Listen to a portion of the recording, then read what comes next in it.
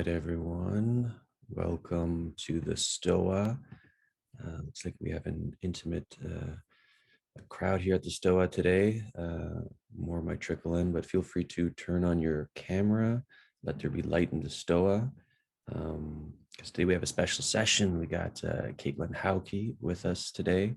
Caitlyn is the current president of the board of directors of the Green Burial Council International, a nonprofit organization whose mission is to inspire and advocate for environmentally sustainable natural death care through education and certification. And this might be a little bit unusual session for Stoa standards. We usually have all these like out there meta philosophical discussions, but I was hoping to move in the direction to see the good practical stuff that people are doing in the world. We might bring the tiny home movement in, and really inspired by the green burial movement, natural burial movement. I actually first came across it on the TV series 6 Feet Under, which was one of my favorite TV series ever. And then one of the characters received a green burial in it. So how today's going to work, I'm going to tag in Caitlyn in a moment, and then she's going to share a screen, present for about 30 minutes. And if you have questions anytime, put it in the chat and I'll call on you. You're going to mute yourself and you can ask your question during the Q&A portion. So that being said, Caitlyn, welcome to the Stoa. Thanks, Peter. Thanks for having me. So I will start by saying my background and my day job have nothing to do with green burial. I actually have a PhD in microbiology and infectious diseases. So I kind of have gotten into the death care industry in the last couple of years. Is sort of, that's my moonlighting gig. But I'm currently serving on the Green Burial Council. I also have experience with my local board of cemetery trustees for my municipal cemeteries. And I actually am kind of freelancing with somebody who owns a conservation cemetery that's not actually doing body burials. They're burying cremains, but then they're planting trees on top of those. So I'm kind of got my fingers in a few different things in the death care industry. But today we're going to talk pretty much exclusively on green burial.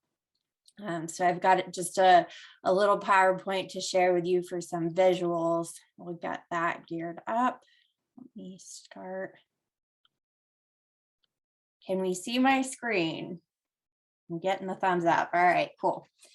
All right, so I'm just going to talk a little bit about kind of what green burial is, how do you have one, what are some of the things you want to consider.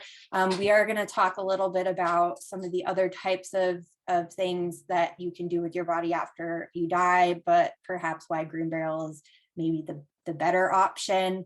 And when we get to the discussion portion too, like, if I'm happy to answer questions, but I'm also happy if you want to just kind of have a back and forth conversation about death care in general, or kind of thinking about what your options are. I'm happy to do that as well.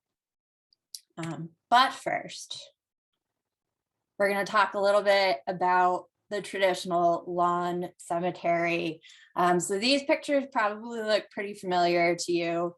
This is what your average cemetery would look like. And some of the commonalities with these types of cemeteries are they're using pesticides and herbicides. They're not good for the environment. They can endanger the workers. The fertilizers they use on these beautiful green lawns, they end up in the water table. They can pollute and cause issues with people's health. Another big thing, and this is one of these things that it's interesting to have conversations about cemeteries and what happens with bodies after we die. One of the things that a lot of people don't realize is in a traditional cemetery where you're doing a traditional burial, there's actually a concrete vault in addition to that casket that you get buried in. So this concrete vault lines the grave site, and it's just a huge box of concrete that provides structure and protection for the casket. And for basically it's for aesthetics, it keeps the lawn nice and flat, but a lot of people don't actually know that that's another thing that's getting put in the ground. It's also another expense that's a lot of money added on to the already kind of, in my opinion, exorbitant costs to bury a loved one. Another thing is traditional burials you generally end up embalmed. And these embalming fluids are made up of things like formaldehyde. They're things that, again, we're exposing our workers to that's not good for their health. There's research showing that there can be complications with persistent exposure to these things.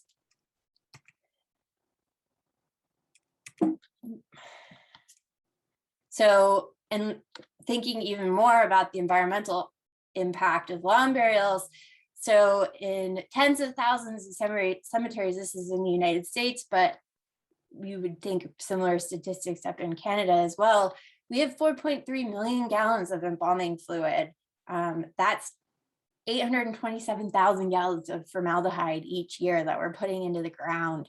Another big thing is the use of hardwoods. So these beautiful, big, fancy caskets, they take materials to make, they take energy to make, and then we're just putting them into the ground. I mentioned the vaults, that's 1.6 million tons of concrete. And also with the caskets, a lot of these have very ornate metalwork involved as well. So 17,000 tons of copper and bronze, 64,000 tons of steel. And I'd mentioned worker safety issues as well. Specifically, we're looking at an 8 times higher risk of leukemia for people that are doing embalming, 3 times higher risk for ALS in people that are doing embalming. We've also seen evidence of COPD, neurological disorders, cancer, and this all comes from herbicides, pesticides. And then if you look at the impact of cremation as an alternative to traditional burial, there's some kind of scary caveats with that too. We're using a ton of fossil fuels to maintain the temperature that's required in order to do a traditional flame cremation. We're releasing mercury and other elements into the air. Again, this becomes an exposure issue for workers. The mercury is coming from things like dental implants. We're producing a lot of CO2 per cremation. So we're really contributing to carbon dioxide in the environment. And we're also causing other emissions of different byproducts, nitrogen oxide, sulfur dioxide, particulates, all of these things that are getting generated as we're creating these flame cremations. We're also releasing radiopharmaceuticals for cancer patients that end up getting cremated. So just, it seems like an unnecessary amount of pollution that we're creating by doing cremation, unfortunately. So that brings us to green burial. What is it? What do we mean when we talk about green burial? And you'll hear green burial and natural burial kind of used interchangeably, and we generally mean the same thing when we're talking about that. So green burial is a way of caring for the dead that furthers these environmental aims. So we want to protect the worker that is involved in doing this burial. So we're eliminating the exposures to things. We're conserving natural resources. So we're not utilizing the fancy hardwoods or the just what it takes to manufacture these things. We're reducing the carbon emissions. And we're also potentially preserving and restoring habitat, particularly in conservation cemeteries, where you're protecting the land in perpetuity, in addition to having these beautiful places to do green burial. And I'll talk a little bit more about that in a moment. We're also eliminating the use of some of these pollutants. I mentioned we're not doing the embalming. We don't have the fancy caskets. We're eliminating the concrete vault, doing what we can to kind of make this as simple and unadulterated as possible. A lot of the green burial movement also, I like to think of it as it's a little bit more, it feels a little more like comforting to have a green burial. It's not this like, you show up at a funeral home and it's this cut and dry, you pick things off a menu and you have your funeral, and that's how it works. I think a lot of the green burial movement is tied in with other things like home funerals, or working with a death doula. These are things where the family becomes a little bit more intimately involved in the funeral, and that sort of harkens back to way back when, before traditional burials weren't even a thing, and we weren't doing embalming, and we weren't necessarily utilizing a funeral home to have a funeral. It was all about the family and the community coming together, and I think green burial kind of circles us back around to that idea. Some of the things that we think about with green cemeteries is one of the major sort of rules of green burial is we don't want to inhibit decomposition. So green burial is really a way to put the body back to nature and sort of give back to the earth. And so we don't want to use a vault. We don't want to use a casket that's not going to degrade. Generally, when you have a green burial, the person is either going to be buried in something that's biodegradable, like a pine casket or a wicker casket, or maybe even a cardboard box. Sometimes they're buried in a shroud, just a cotton or a silk shroud, or sometimes not anything at all. They'll just be lowered into the ground as is. We're employing environmentally sustainable practices. So again, we want minimal disruption to the environment. So when you look at a green cemetery, if it's a strictly green burial cemetery, you're probably not going to be seeing that manicured, lovely looking lawn where there's sort of this sterile environment of all these little concrete or fancy granite headstones. It's going to be very low maintenance or no maintenance. You might have planting of wildflowers. It could be just letting nature kind of take back over once the body's been buried there. There's also, as I mentioned earlier, we can have conservation cemeteries where we're preserving the land. I think another big focus with the green burial movement is having cemeteries where you can kind of come and it's about more than just putting a body in the ground. I feel like a lot of times traditional cemeteries, you bury someone there and then you might go visit on a holiday or on the person's birthday or some other special occasion. Whereas green cemeteries, I think, tend to focus more on having you be a part of that environment, whether there's hiking trails on the property or a community garden, or as for instance, the cemetery that I work at, they have events. They do a monthly concert series. So they're trying to bring more of a peace and community feeling to these spaces. There's also some science behind green burial too, in terms of what a green burial looks like and certain reasons why we encourage certain things to happen in a green burial. So in terms of the logistics of a green burial, the Green Burial Council recommends a 3 to 4 foot depth with about 18 to 24 inches of mounded soil on top of the burial. And that provides the optimum temperature and moisture level for aerobic decomposition. So all the microbes that are hanging out in the soil, they're primarily just below the surface. So we want to put the body there in order to encourage that natural decomposition. Again, because we're doing shallower burials, you don't need to go as deep. So we could potentially do green burials in areas where you can't actually do a traditional burial because you don't need that 6 foot depth for the casket.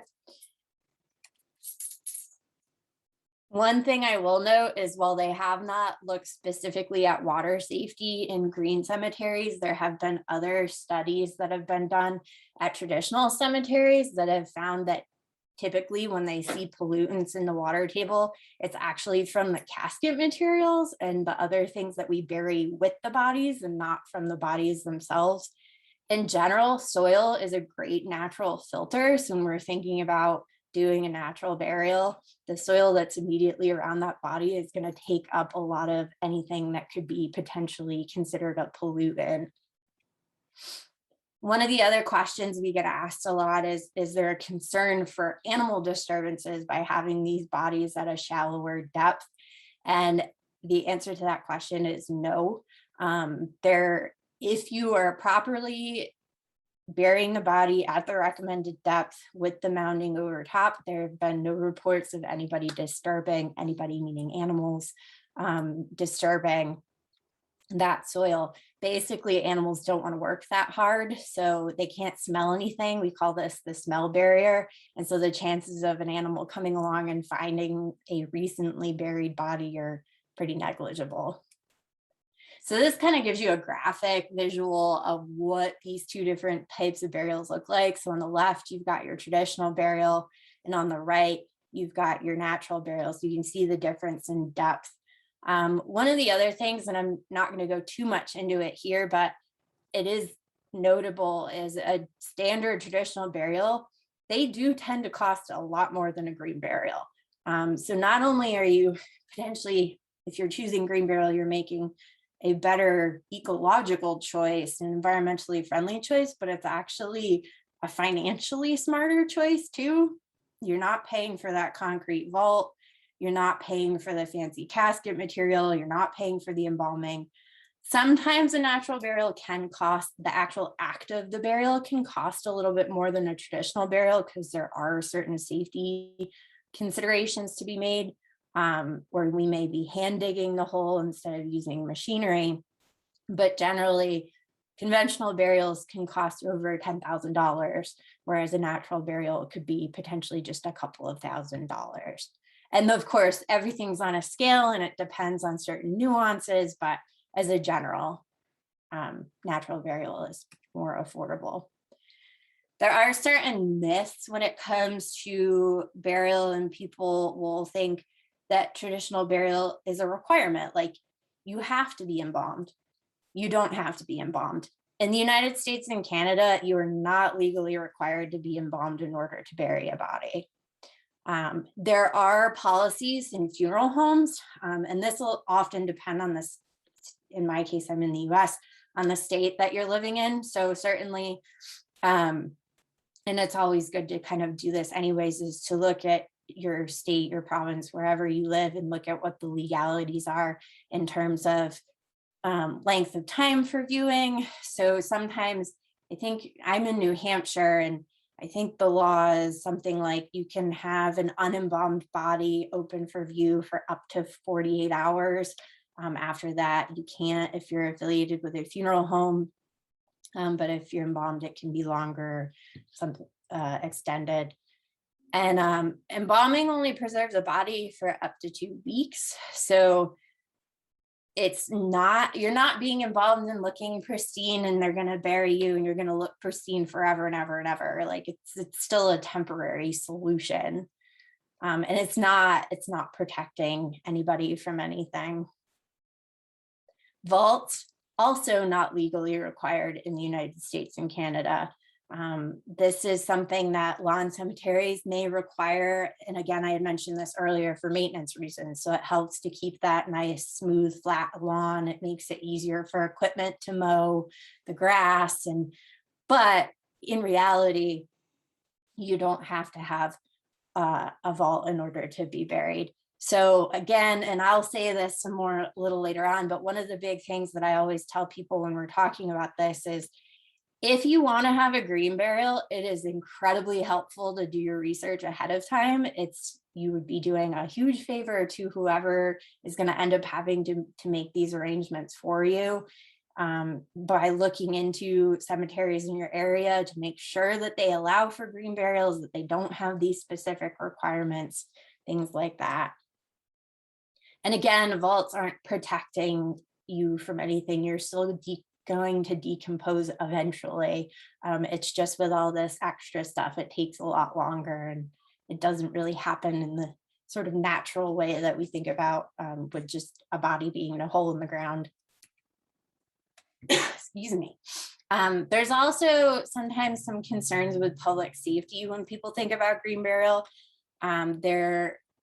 And I've actually had to deal with this locally with my municipal cemeteries. We're trying to get green burial allowed here. And one of the questions is, well, what about, we're not embalming these people. Are we going to get sick if we touch them? And the answer is no, probably not. I mean, there's a few infectious diseases that you would be concerned about, and there are things like Ebola, things that the body would not be in the funeral home just willy-nilly without anybody knowing about it, to begin with. So in terms of sort of like standard things, that cooties that people could have, once the person is gone, you're really not going to have a whole lot to worry about, especially if you're wearing protective equipment, gloves. It's just, it's not as much of a concern as people kind of tend to think about it. And along those lines too, and putting that body in the water, you're also, again, not going to be sort of like oozing microbes into the ground that are then going to potentially harm other people. And again, that goes back to just the way that diseases are spread, and the fact that you have that soil filter to naturally kind of cling to and filter stuff out. So why choose a green burial? And I think there are a lot of different reasons that people choose to have a green burial. One of them is a sense of place. So we talked about how a lot of these cemeteries have kind of a shared feeling of belonging. They want to make this burial more than just, it's done and over with and we move on. It becomes part of this just belonging to a group of like-minded people. A lot of people choose green burial for the environmental aspect of it. They want to go out of this earth in the least sort of destructive way. A lot of people do it because it is more affordable, and we talked about that. It feels more authentic. It speaks more to their values of what's important to them. It's that, again, that feeling of giving back to the earth or going back to where you came from. And then one of the big things with green burial is the aspect of participation. So a lot of cemeteries that offer green burial, or funeral homes that offer green burial, they do a lot more to focus on what the family wants to contribute. And that might be at the cemetery, the family helps dig the grave, or the family helps lower the body, or helps put the dirt on top. Like, there's just, I think, more steps and opportunities for people to kind of have a more spiritual, interactive part in this dying process. And so when we're thinking about green burial, we're seeing a lot of growth in the interest of green burial, and it seems to transcend all socioeconomical, political boundaries. It doesn't matter who you are. I've found, actually, in conversations with people, the biggest hangup is most people don't even know green burial is an option. They think you have to have a vault or you have to be embalmed. And a lot of it is just the roadblock is education, because once people hear about it, it becomes something that's now on the table that wasn't there before. Eco-conscious people obviously are very interested in choosing green burial. Baby boomers seem to be really interested in this. This is a lot of, again, trying to be more environmentally friendly. This concept of going back to the earth are big things in the baby boomer population. And then also why. So again, we're looking at environmental stewardship, again, economics, it's more affordable. Green burial cemeteries tend to be beautiful in a totally different way from traditional cemeteries. I mean, there are obviously traditional cemeteries out there that are wonderfully attractive looking, but they're still very much like, you have your rows of your headstones, whereas the green burial cemeteries tend to look more like parks, or it might be a natural forest. It's much more green, like literally green, and just more earth-like. I talked about rituals a little bit and having the family involved. And there's a lot of research showing that, especially in America, we're afraid to talk about death. A lot of times and I know I've been there personally, struggle with grief and how to handle that, and sort of where do we go with our grief, and what do we do to help work through that. And I think green burial really invites the opportunity to grieve and to sort of leave it to the family to decide how they can help themselves while also honoring this person that has died. So I think it's, in a way, it feeds the spirit that in a way that a traditional funeral may not. Again, it's deepening connections. I think green burials also provide an opportunity for more customization.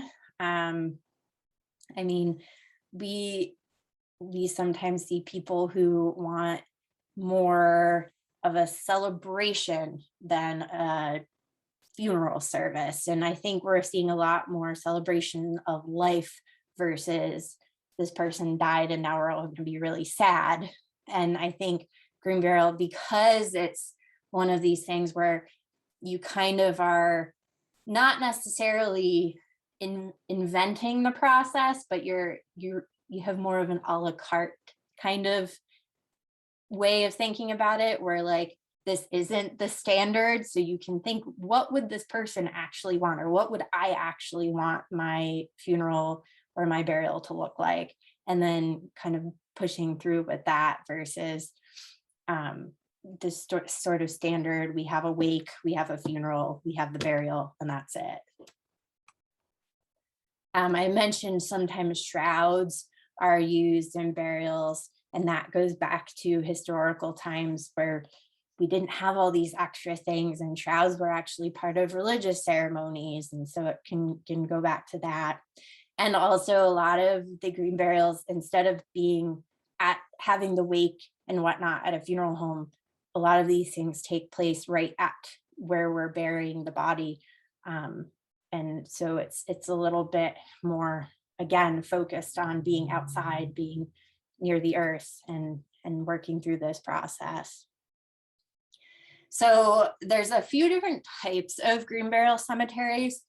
The most common one that you'll see is a hybrid burial ground. And so what that means is it's a cemetery that either has a section that's specifically devoted to green burial, or they may do green burials interspersed among traditional burials. Usually, and these cemeteries tend to be primarily traditional cemeteries, but they will offer green burial as well. And basically they kind of hit the basic definition of a green burial, in that there isn't a vault involved and you're buried in some sort of biodegradable container. Natural burial grounds, these go kind of a step further. So the cemetery is typically dedicated to green burial. There's, again, no non-biodegradable containers being put in the ground. There's no vaults. We're not allowing embalming. And generally these graves are marked with either a rock or some small, just basic thing that's not concrete, it's not granite, it's not, again, utilizing things that aren't natural to the environment. And then sort of the highest tier of these types of cemeteries is the conservation burial ground. So this is where it includes an easement or a land trust, so we're actually preserving the land and creating a revenue stream that's going to continue to preserve this land in perpetuity, make sure that it maintains itself as being unadulterated and preserved. And oftentimes conservation burial grounds will incorporate hiking trails. They're just, again, with working with the land trust, they somehow are giving back to the community in a way too. So as I mentioned earlier, green burial is becoming more demanded, or at least people are asking more about it as time has gone on. So in 1998 was actually the first green cemetery in the US that opened. Since then, and this number was just updated about a week ago, we are currently now at 340 green cemeteries. This is in the United States. And there's been an increase. We've had a number of surveys over the years, and these are kind of spread out, but starting in 2007, interest is rising in green burial.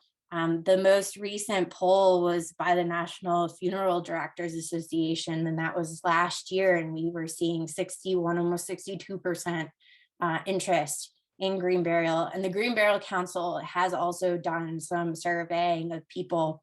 And again, it goes back to what I had mentioned earlier of a lot of people are interested in it, but they're not aware that it's an option. So they either learn about it and they want to know more, or they know it's an option, but they don't know where to go to get the information to make it happen. So that's kind of one of the big things that the Green Burial Council is doing, is they're trying to educate people in terms of what kinds of questions they should ask, what they should be looking for, what their resources are in order to go ahead and proceed with that option for their after death burial option.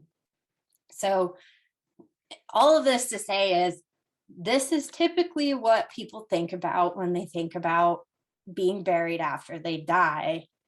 But where we really want to go is to green burial, which, I mean, really, this is how it was done hundreds of years ago, before we had embalming, before we had concrete vaults.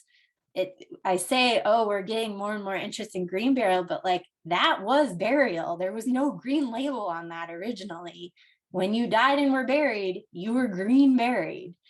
So we're kind of circling back around to where we were way back when. So what can you do if you want to know more about green burial, or if you want to talk up green burial to your friends? Certainly you can become a friend of the Green Burial Council. We are always looking for volunteers. We always have openings for board members. If you are like super passionate about green burial and want to help talk about it with other people, we absolutely would love to have you. If you want to learn more, the Green Burial Council website has all kinds of articles, links to things, blog posts, lots of information available that you can learn more about green burial on.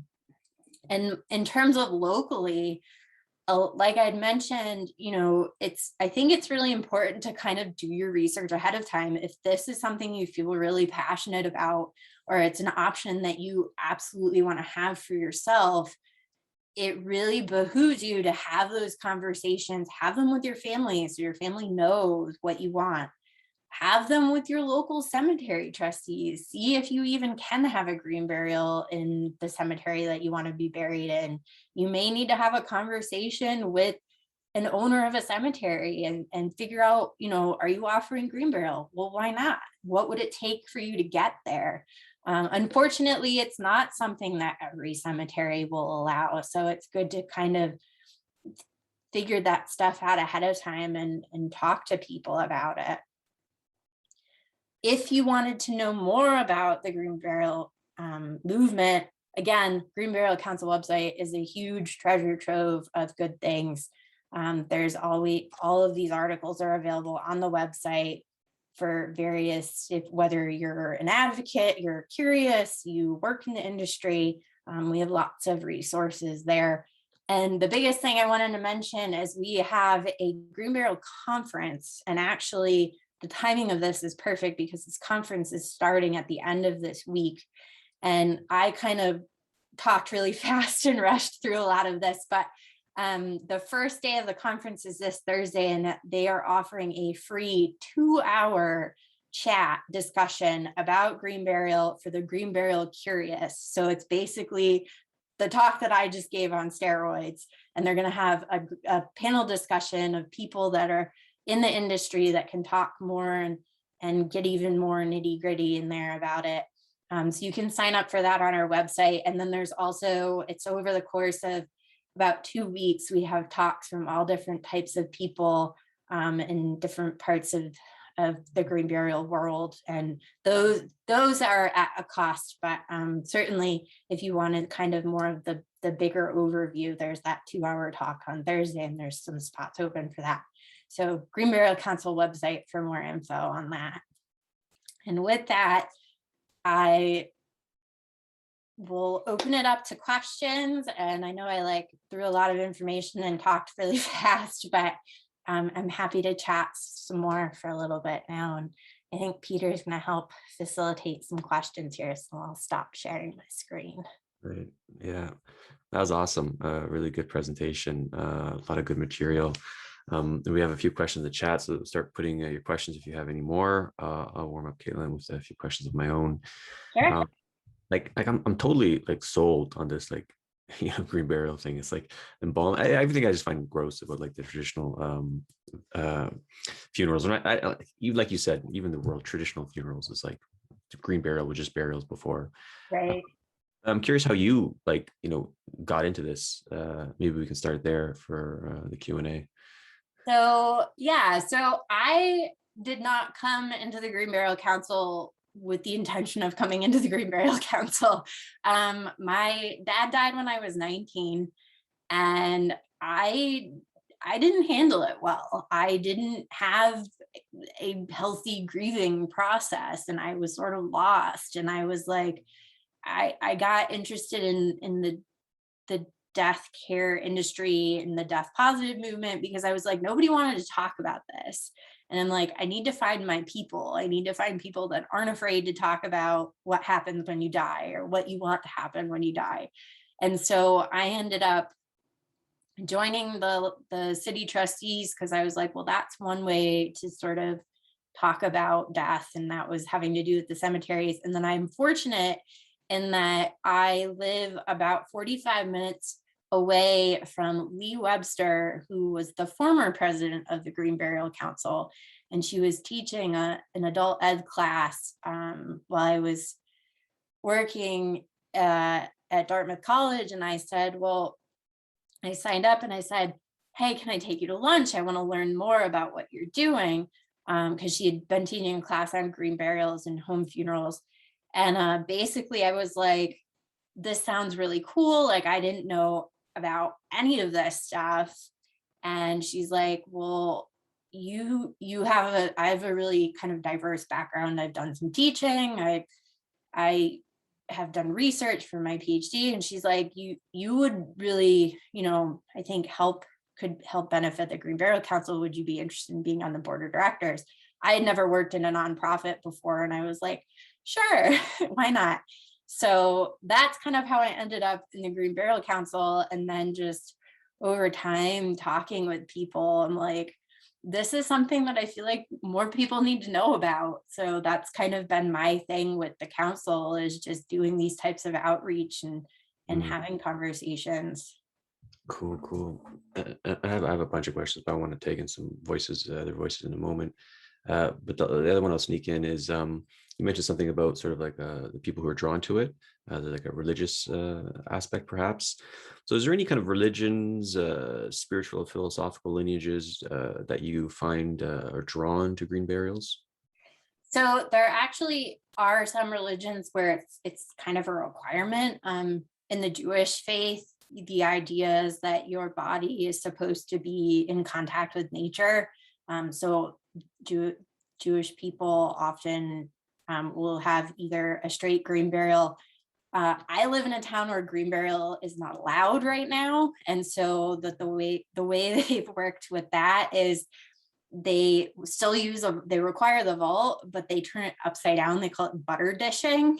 So the body is actually in contact with the earth, but they're still getting their structural whatever from inserting the vault above the body. So that's the biggest one I can think of in terms of religions that want it.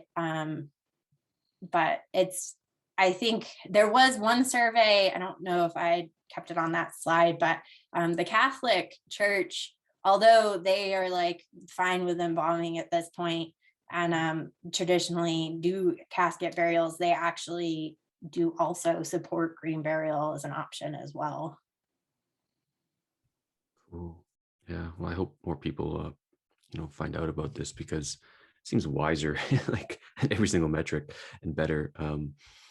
So let's taking a few people. Chantel, you had a bunch of questions. Feel free to ask one or two. Oh, you're on mute. Thanks. I'm wondering, and thank you, that was a great presentation. I'm familiar and I'm just wanting to get more information about, like, is there a resource? I'm assuming you mentioned there are 350 green cemeteries. Do you have, does the Green Burial Council have that list online? So the Green Burial Council website will have a list of the cemeteries that the council has certified. So the Green Burial Council is actually two separate nonprofit organizations. We're a 501c3, which is the side that I'm on that does the education and outreach. And then there's the 501c6, which certifies funeral homes, cemeteries, and funeral related products. And so there's actually an interactive map on the Green Burial Council website where you can go on and click through and you can look up the category. It even has, it divvies it out by the type of green cemetery, whether it's hybrid or conservation. Also, I had mentioned Lee Webster earlier. She runs the New Hampshire Home Funeral Alliance, I believe is the website. She has a web page as well that lists all of the green cemeteries in the United States and Canada too, I believe, not whether they're certified or not. The certification is basically the Green Burial Council has set up a set of standards, and if you follow those standards, you can apply to be certified and get that sort of seal of approval from the organization that you are indeed a green burial provider. Awesome. And so it's Lee Webster, LeeWebster. Yep. Okay, cool. And then the other question I actually have two more quick ones. You mentioned when your dad died, you had some problems and it was hard to grieve and all of that. And my dad passed in a hospital, and it was the most bizarre feeling to have him die. And then you have to leave. And you're leaving your loved one there. So my question is there a way, if someone dies in a hospital, that they don't end up having to go through the traditional method of either going to the hospital morgue or going to the funeral home where you can take them? And this sort of leads into the other question. I know that in California, you can get a permit to transport your deceased loved one. So can you take them from the hospital directly home? And do all states allow or have permits like that? Or is that just specific to some states? That is definitely something that would be, you would have to look into your state laws on, because there are certain states where if you do, like, you as the family member can go through the motions and do all the paperwork yourself. And then that's how people end up having home funerals, or they end up doing green burials in their backyard. A lot of this is all either state or municipal law specific. So it's not an option, but it does kind of depend on where you live. And then I guess lastly, and thank you, are there states specifically where you're allowed to bury on your own land? There are. I offhand couldn't tell you all of them. I know that you can do it in the state of New Hampshire and you can do it in the state of Vermont. And again, there's certain rules and things, but generally, once you kind of get into it, it's not as difficult as it seems like it could be, or as daunting as it seems like it could be.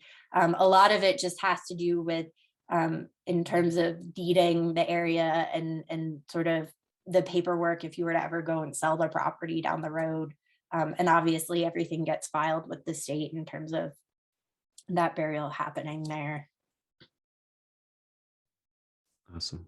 Thank you, Chantel. Lisa, you had a few questions. If you can unmute yourself and ask.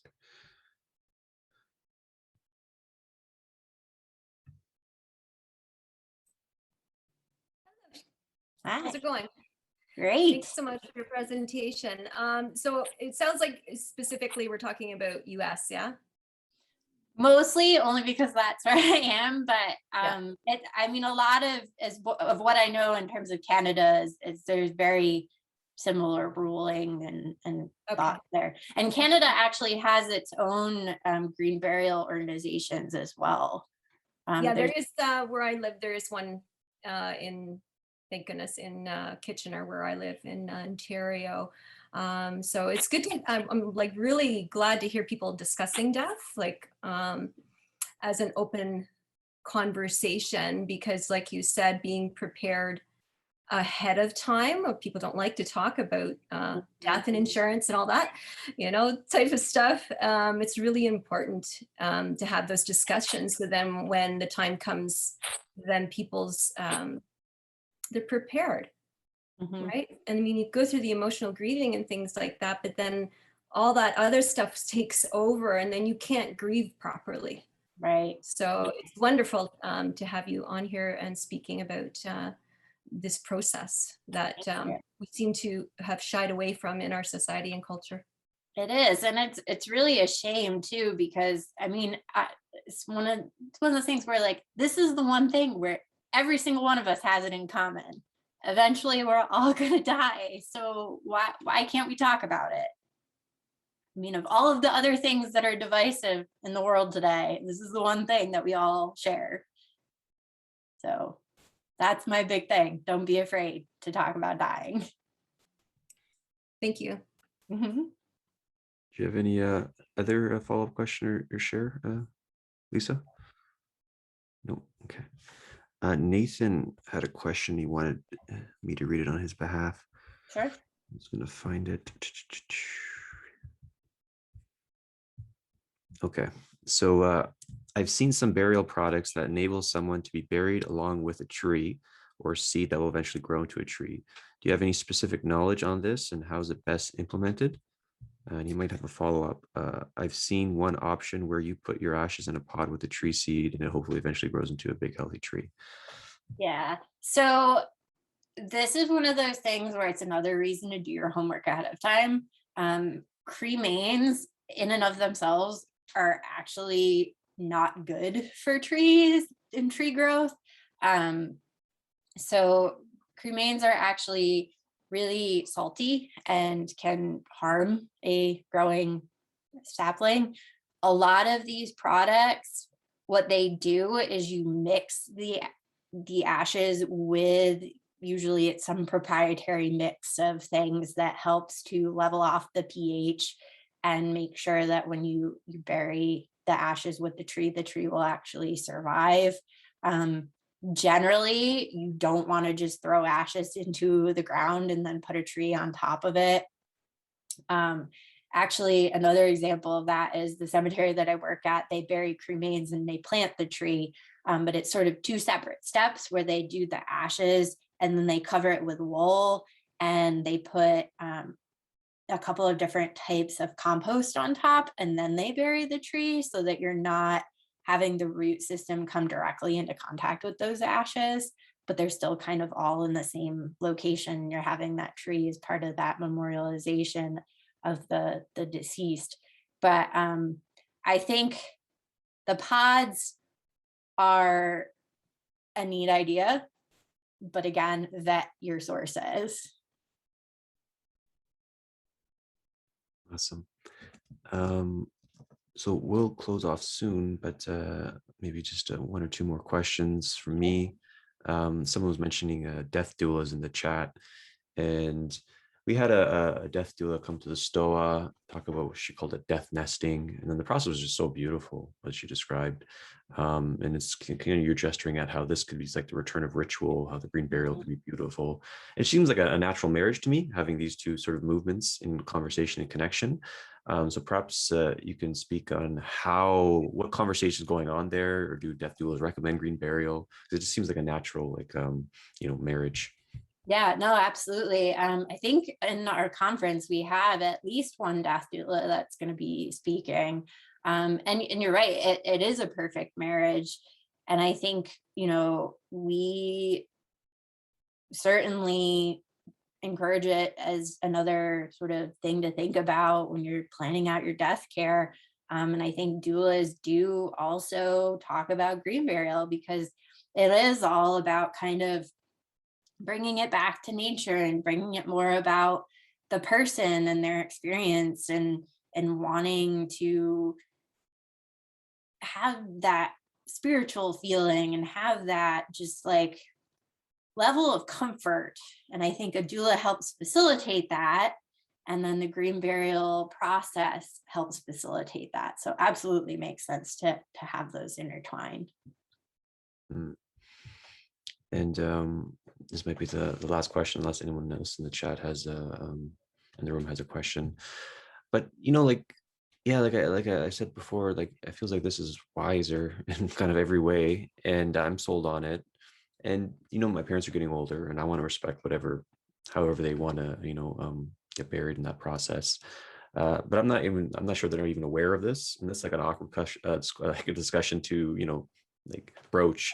So this might be out of the scope of what you do at the council, but any kind of thoughts or suggestions on how to broach this with one's parents or people that in their life that might pass away soon?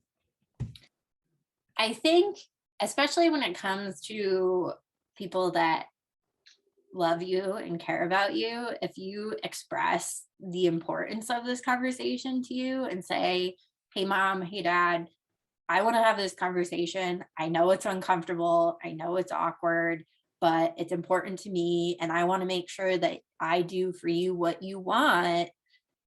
Let's have this conversation.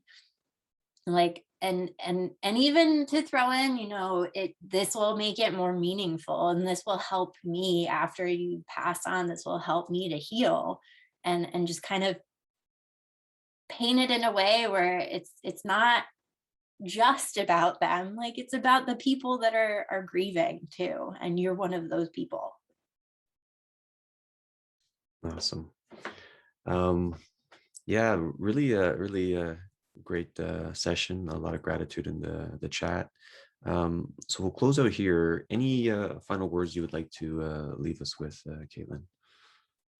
I think in addition to just green burial being a great option, my couple of sort of general takeaway key things are, again, don't be afraid to talk about death and what you want, what your parents might want, whoever. And again, it's the one thing we all have in common. So, it might be awkward to talk about, but it's something we can all relate to. And chances are everybody's lost somebody at some point in their lives. And so we can grieve together and talk about these things too. Right. Very awesome. So I'll put if you're watching on YouTube, in the notes will be links to with the organization that Caitlyn mentioned, and the conference that's coming up on Thursday, so you can sign up for it there. And I'll make a closing announcement in a moment. But Caitlyn, thank you so much for coming to Stoa. It's greatly appreciated. Love what you're doing. And any interest in future events at the Stoa, we got a bunch of them coming up. You can go to thestoa.ca. So that being said, Caitlyn, everyone, thank you for coming to the Stoa today. Thank you. Thanks for having me. Be well. Take care. You as well. Bye-bye.